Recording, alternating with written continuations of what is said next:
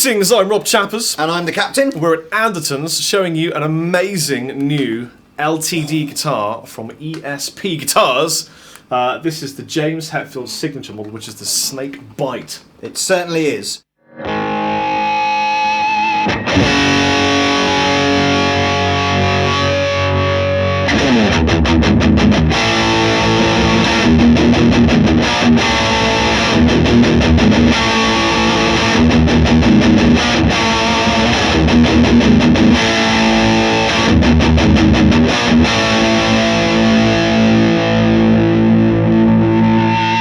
New for 2011, been built in collaboration with James Hetfield to run alongside his Truckster.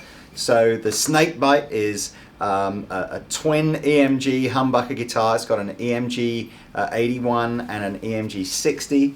It's a solid mahogany guitar, mahogany body, mahogany neck, set neck design, ebony fretboard.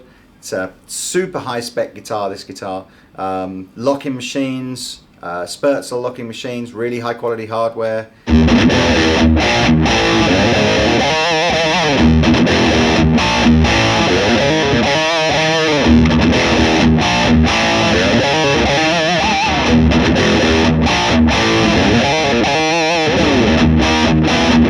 Could it be any blacker? It couldn't be any blacker. Unless, of course, you bought the white one. And then it couldn't be any whiter. No. It comes with a thin U neck, which is the neck they've used on the FX guitars before.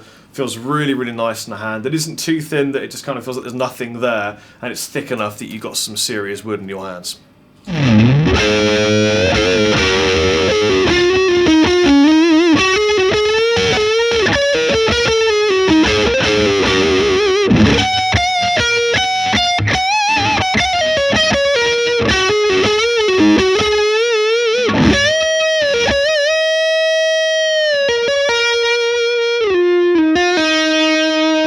So Lee, we're using the Boogie head. We are. Now I must admit that I hadn't really used this kind of Boogie head before a lot, and I was quite excited and surprised.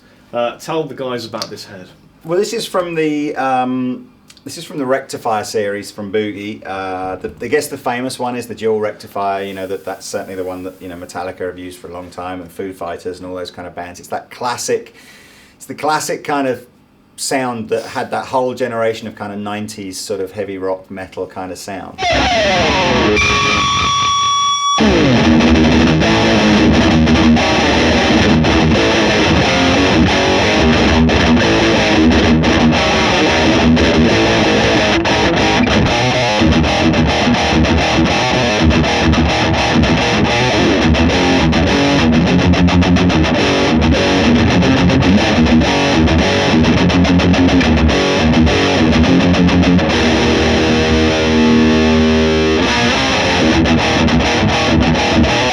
Yeah, so we've got a single rec. This is an old second-hand one actually that I've had for ages, and I've just realised the mains light doesn't work. So before you all comment, the mains light doesn't work. I know the mains light doesn't work. Single rec has no reverb, so I'm just using a little Boss digital reverb pedal. We've played around for not for long, but I've actually set Rob up here with the gain only really just past halfway. We're in the modern mode, which is the full gain mode, and what we're doing to add some depth and oomph to the sound is we are driving it probably louder than we would. Lots of volume. So it's pretty loud in here, but it sounds amazing. Yeah, and we haven't got any other drive pedals in the chain. We've just literally got the reverb pedal going through the effects. Yeah.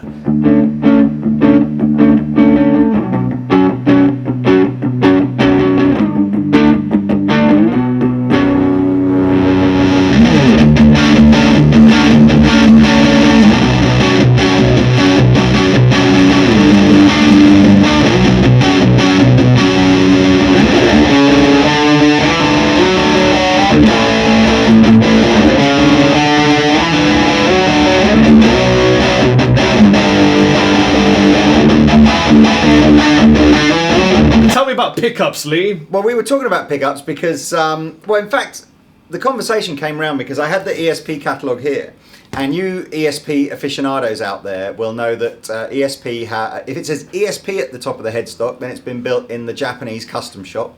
If it says LTD on the headstock, then it's more of a production line sort of guitar. Generally, usually it's like a downgraded spec to sell at a more affordable price.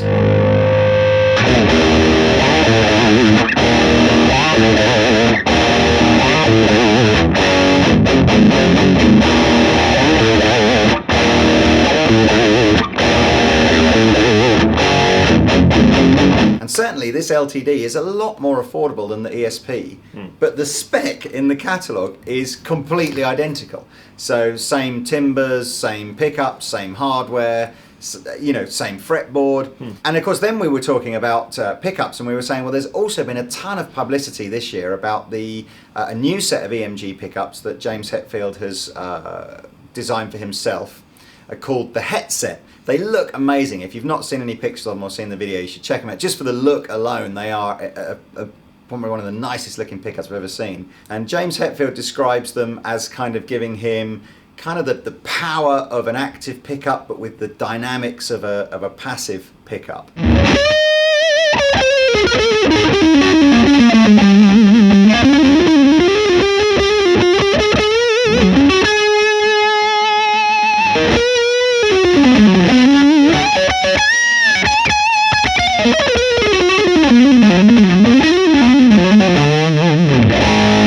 Of course, the irony of the whole thing is neither of the new Snakebytes actually use the Hetfield set. They're using the EMGs that he's used for a number of years now, which is, as I said, the 81 and the 60.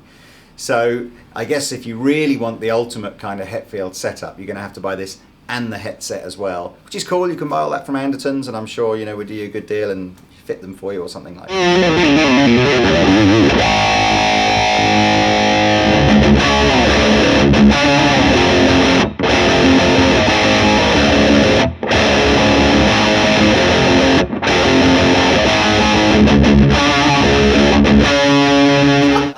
Talking of cases, because we were just talking about cases and something rude that we can't let you hear, this doesn't come with the case, but of course you can buy a case. Yes. And a case that would fit this, no problem at all. I will link the correct case on our website to it, but there is a Gator, a very cool Gator, called an Extreme case that you can basically mould the innards to any crazy shaped guitar that you like. So I'll link that. And if you're going to get one of these shaped guitars, you really need to get a case, because the thing is, they don't lean against the wall because they do this, and you're going to prong the ends and the corners.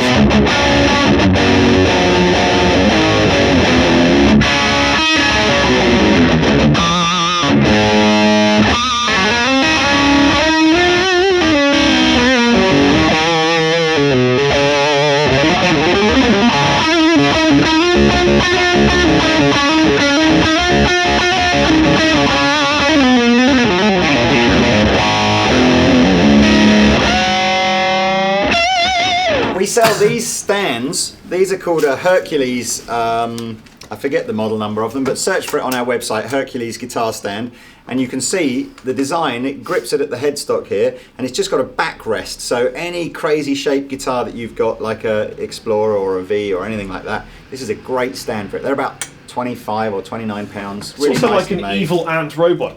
Yeah, I'm gonna eat your face,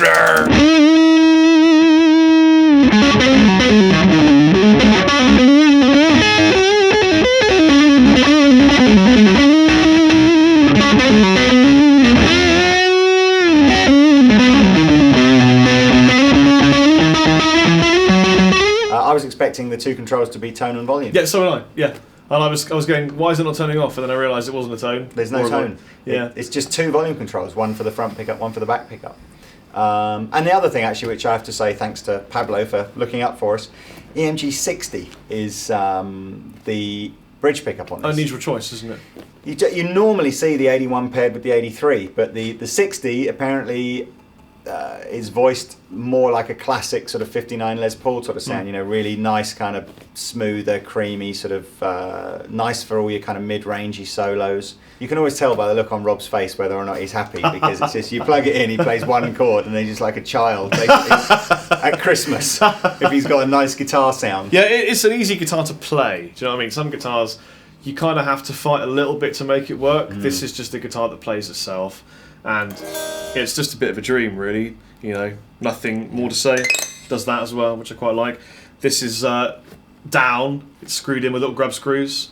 Tom bridge, so it doesn't fall off if you're changing your strings. Normally speaking, when you see the ESP Japanese guitars and their LTD kind of counterparts, there's normally some sort of spec difference or something that makes the sort of the price difference more obvious. In this particular instance, the only difference is the build quality that you would hope you would get from the ESP Japanese one.